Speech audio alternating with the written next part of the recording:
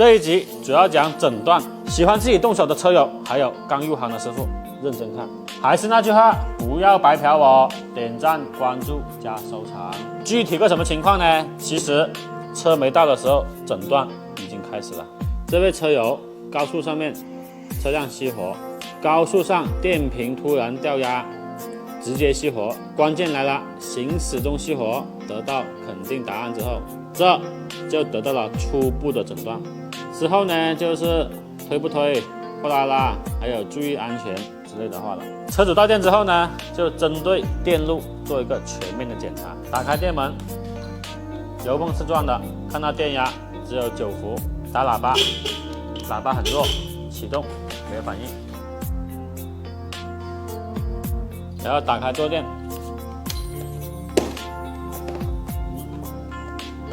把電瓶拿出来，拿去充電。然後呢，換上一顆有電的電池。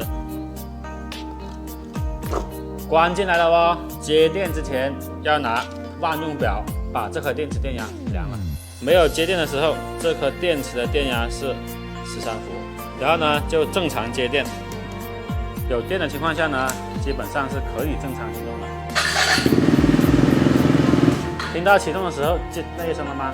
超越离合准备報廢了。啟動之後，把電壓表插上，插好，電池電壓就是12.2伏。然後隨着這個轉速的增加，看看這個電壓有沒有往上升。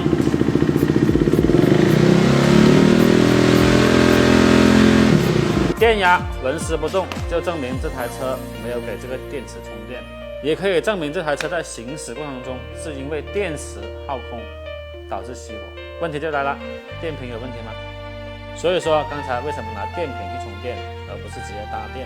因為電瓶充電之後才知道它有沒有受到損傷。現在知道這個車是不充電的，只有2個配件能夠影響它不充電。是哪2個配件呢？磁電機跟稳流器。先排除磁電機，磁電機一般在車的左側，找到這個線路順上去，找到磁電機的插頭。看到一個，這是磁電機插頭了，3根黃線。然後分別測這3個插頭的聯通、阻值還有輸出電壓。聯通沒有問題，0.02，阻值也沒有問題。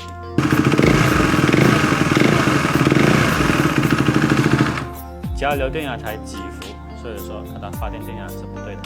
經過測量，磁電機是不工作的，所以把磁電機跟超越離合換掉就可以了。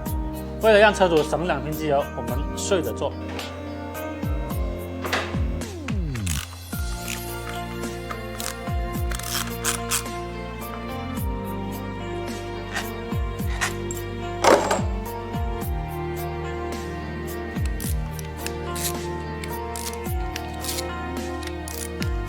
我靠，好像个秘密，过来看。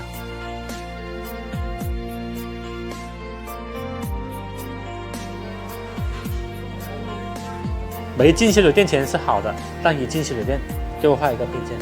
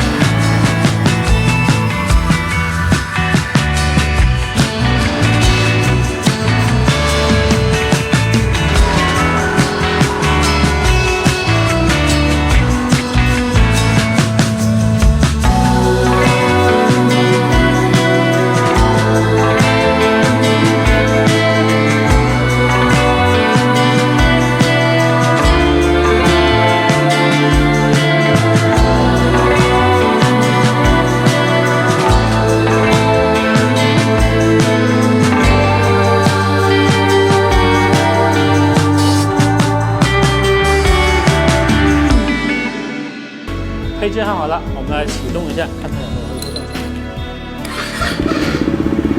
看来電壓恢復了，14伏。我們來看一下電池有沒有充電。14伏，證明車現在在充電的。